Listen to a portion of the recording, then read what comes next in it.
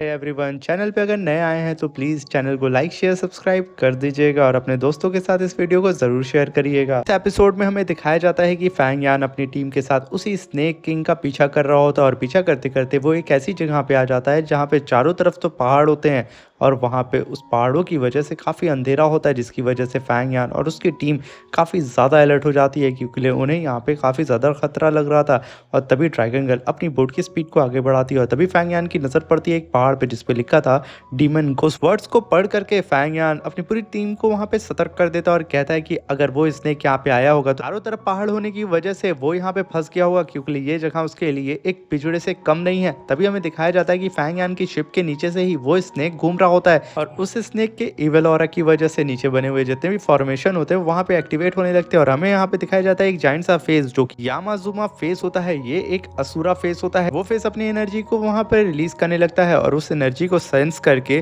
शॉलिंग कहती है कि मुझे यहाँ पे कुछ फैमिलियर फीलिंग आ रही है क्योंकि शॉलिंग भी एक असुरा गर्ल होती है। तभी ड्रैगन गर्ल कहती है कि ये समुद्र तो अभी तक शांत था, ये इतना ज्यादा वाइब्रेट क्यों करने लगा है, मुझे यहाँ पे कुछ समझ नहीं आ रहा। तभी फैंग यान भी ड्रैगन गर्ल की बात को सुन करके वहाँ पे सहमत हो जाता है, मगर तभी शॉलिंग के बगल से वही फेस गुजरता है जिसे देख करके शॉलिंग काफी ज्यादा डर जाती है और कहती है मैंने तुम लोगों से कहा था कि इस स्नेक का पीछा मत करो। मगर तभी हम देखते हैं कि उन लोगों की शिप बहुत बुरी तरीके से वाइब्रेट करने लगती है और वो स्नेक उन लोगों की शिप को हवा में उड़ा देता है जिसकी वजह से सब के सब चित्र बितर हो जाते हैं और वो फ्लाइंग बोट हवा में उड़ रही होती है और वो पत्थर पे गिरने वाली होती है जिसे देख करके फैंग यान तुरंत जा करके उसे रोक लेता है क्योंकि अगर ये शिप तबाह हो गई तो वो लोग इस समुद्र से यहाँ से निकल नहीं पाएंगे। और वो शिप को उठा करके तुरंत ड्रैगन गर्ल के पास फेंक देता है और ड्रैगन गर्ल तुरंत उस शिप को छोटा करके अपने पास रख लेती है। तभी ड्रैगन गर्ल मौका पाते ही उस जाइंट से स्नेक के ऊपर अपने आइस ड्रैगन से अटैक करती है और तभी हम देखते हैं जहाँ पे शॉलिंग को मौका मिलता है कि उस स्नेक के ऊपर वो अटैक कर सकती है। वो होंगी की स्वॉर्ड लेकर के उस स्नेक को फाड़ने लगती है और सीधा उसके मुंह पे जा करके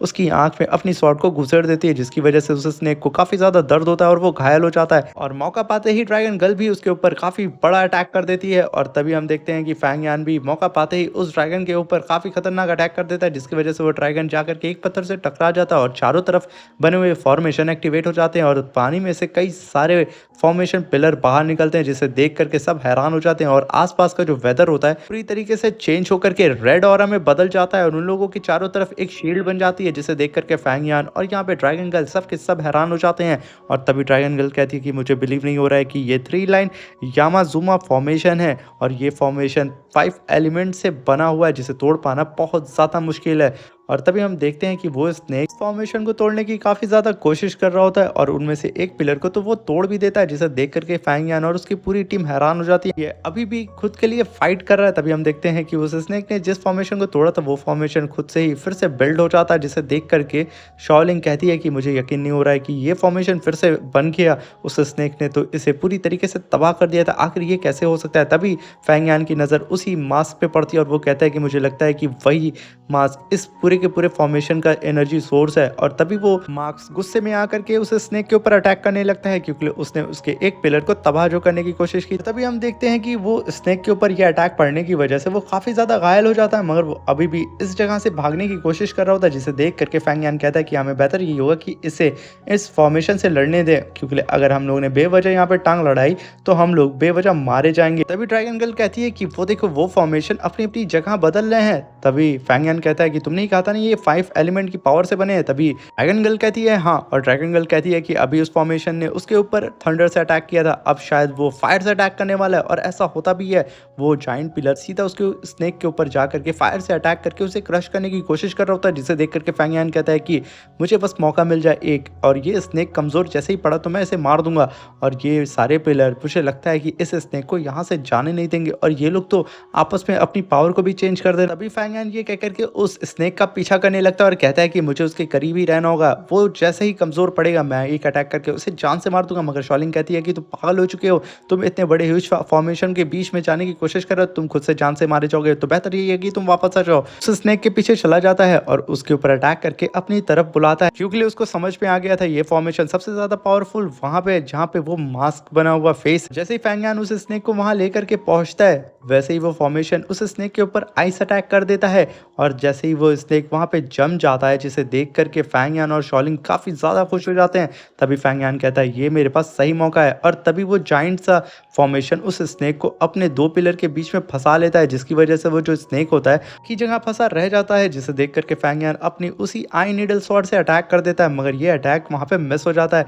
तभी फैंग यान अपनी आइस नीडल को वापस बुलाता है और एक पावरफुल अटैक फिर से करने के लिए रेडी हो जाता है, मगर वो स्नेक बहुत ज़्यादा इधर-उधर हिल रहा था, जिसकी वजह से फैंग यान को यहाँ अच्छा मौका नहीं मिलता है। और तभी फैंग यान देखता है कि वो स्नेक ऊपर आकर के खड़ा हो चुका है और उसे देख कर के रोर कर रहा है, जिसे देख कर के फैंग यान कहता है कि ये सही मौका है, और वो तुरंत जाकर के उस स्नेक के अंदर अपनी आइस नीडल घुसा देता है, जिसकी वजह से वो आइस नीडल उसके आर-पार हो जाती है और वो स्नेक वहीं पे धानाशाही हो जाता है और वो वहाँ पे मारा जाता है। तभी उसको यहाँ पे मरा हुआ देख कर के ड्रैगन गर्ल कहती है कि फाइनली हमें इसे मार दिया, मगर मुझे अब ये नहीं समझ में आ रहा है कि जब ये जायंट किंग पाइथन स्नेक इस फॉर्मेशन को नहीं तोड़ पाया, तो हम भला इस फॉर्मेशन को कैसे तोड़ेंगे। और यहाँ पे अब इन लोगों के पास एक और बड़ी मुसीबत आ चुकी होती है। अब यहीं पे ये सीन शिफ्ट होता है, नेवर स्लीप आइसलैंड का सीन दिखाया जाता है, जहाँ पे एक बंदा बोट पे बैठ करके उस आइसलैंड के पास आ रहा होता है, जिसे रिसीव करने के लिए शॉलिंग के फादर और उसकी पूरी की पूरी टीम आ रही होती है। और तभी शॉलिंग के फादर उसे देख करके ग्रीट करते हैं और हमें यहाँ पे पता चलता है कि इनका नाम हुआ है, और यही बंदा शॉलिंग के फादर का वीवीआईपी गेस्ट होता है, जिसे देख करके शॉलिंग के फादर काफी ज्यादा खुश हो रहे होते हैं। और तभी ऊपर खड़ी हुई किनवी कहती है शॉलिंग से कि आखिर ये कौन है जो कि तुम्हारे फादर पर्सनली जा करके उसे ग्रीट कर रहे हैं और रिसीव कर रहे हैं, कहीं यही तो बंदा नहीं है जो कि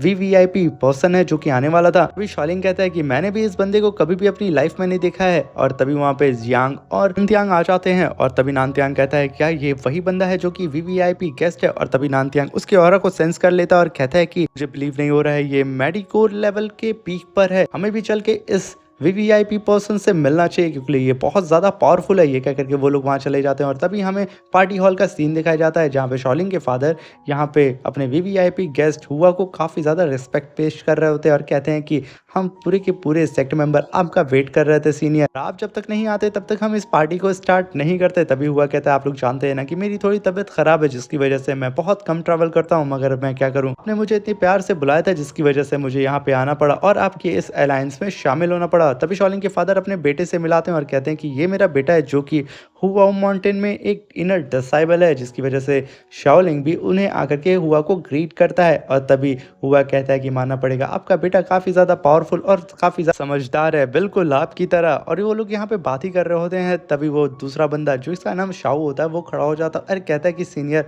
मुझे पता है कि आपकी तबीयत बहुत ज़्यादा ख़राब है, यहाँ पे कोई भी ऐसा नहीं है जो कि मुझे इंट्रोड्यूस कराएगा, तो मैं खुद को ही आपसे इंट्रोड्यूस कराता हूँ। मेरा नाम शाओ है, मैंने सुना है कि आपको एक बहुत दुर्लभ बीमारी है जिसका कोर आपको नहीं मिल रहा है, और मैं आपके लिए कुछ चुनिंदा हर्ब्स लेकर के आया हूँ जो कि मैंने साउथ सी के सफ़र में उसे कलेक्ट किया था, और ये हर्ब्स इतने ज़्यादा वैल्यूबल हैं जो कि किसी भी बीमारी को चंद मिनटों में दूर कर सकते हैं। बस आपको इसे रिफाइन करके इसके एलेक्सर बना के आपको खाना होगा। इस बात को सुनकर के हुआ शाओ को थैंक यू बोल रहे होते हैं, और तभी शाओ कहता है कि सीनियर आप प्लीज़ एक बार मेरे इस हर्ब्स को चेक कर लें, ये ज़रूर आपकी उस इंजरी को हील कर देगा। अगर हुआ कहते हैं कि ये हर्ब्स मेरे किसी काम की नहीं है। तभी शाओलिंग के फादर वहाँ पे बीच में आते हैं और कहते हैं कि जब हमारे गेस्ट यहाँ पे मना कर रहे हैं शाओ, तो तुम बेवजह यहाँ पे टांग क्यों लड़ा रहे हो, हमें क्यों परेशान कर रहे हो, और ये हर्ब्स तुम्हारे किसी भी काम के नहीं, तो बेहतर ये होगा कि तुम अपने ये सड़े गड़े हर्ब्स लो और यहाँ से दफ़ा हो जाए। जिसकी वजह से शाओ को वहाँ पे हर्ट हो जाता है और वो कहता है कि अगर सीनियर बोलें तो मैं इस पूरे साउथ सी में ट्रैवल करके कई सारे हर्ब्स को ला करके यहाँ रख सकता हूँ,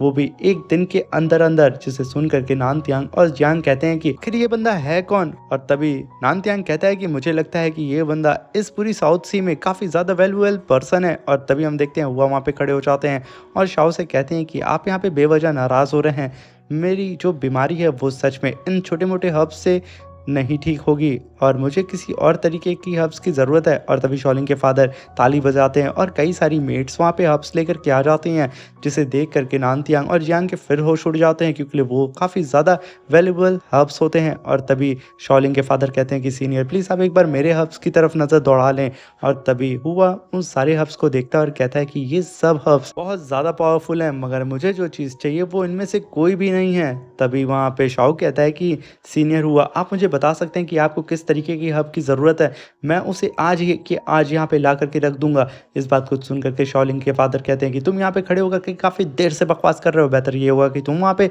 शांत हो जाओ। और तभी शाओ वहाँ पे खड़ा होकर के कहता है कि प्लीज़ आप मुझे एक मौका दें और मुझे बताएं कि आपको किस तरीके की हर्ब की ज़रूरत है, मैं ज़रूर आपकी मदद करूँगा और उससे 1 दिन के अंदर-अंदर ढूँढ करके लेकर के आऊँगा। और तभी उसका ये काइंडनेस देख कर के हुआ उसे एक मैजिकल पिल्स गिफ्ट करते हैं, जो कि हाई ग्रेड की मैजिकल पिल होती है, जिसकी वजह से वो अपनी कल्टीवेशन को बढ़ा सकता है। और तभी हुआ अपने पास से एक वुड को बाहर निकालते हैं, जो कि वुड मुंडान होता है, जिसे देख कर के शाओ कहता है कि आखिर ये कैसी चीज़ है जिसके अंदर से किसी भी तरीके का स्पिरिचुअल ऑरा नहीं है। इस चीज़ को सुन कर के हुआ कहते हैं कि यही इकलौता ऐसा वुड है जो कि एक डिवाइन वुड है, जो कि मेरी इंजरी को हील कर सकता है। अगर आप में से किसी के पास भी इससे रिलेटेड कोई भी इंफॉर्मेशन है तो प्लीज़ मुझे बता दीजिए। इसके बदले मैं आप लोगों को कई सारे रिवॉर्ड्स दूँगा। ये कहते-कहते उनकी तबीयत और भी ज़्यादा ख़राब हो जाती है, जिसकी वजह से वो ज़मीन पे गिर जाते हैं। और तभी शाओ वहाँ पे सबको उनकी केयर करते हुए देख कर के वहाँ से 9-2-11 हो जाता है, क्योंकि उसे कैसे भी करके उस वुड को ढूँढना होता है। और तभी शाओ देखता है अपने आस-पास कि कोई भी नहीं है। तभी वो अपने एक तिलिस्मान को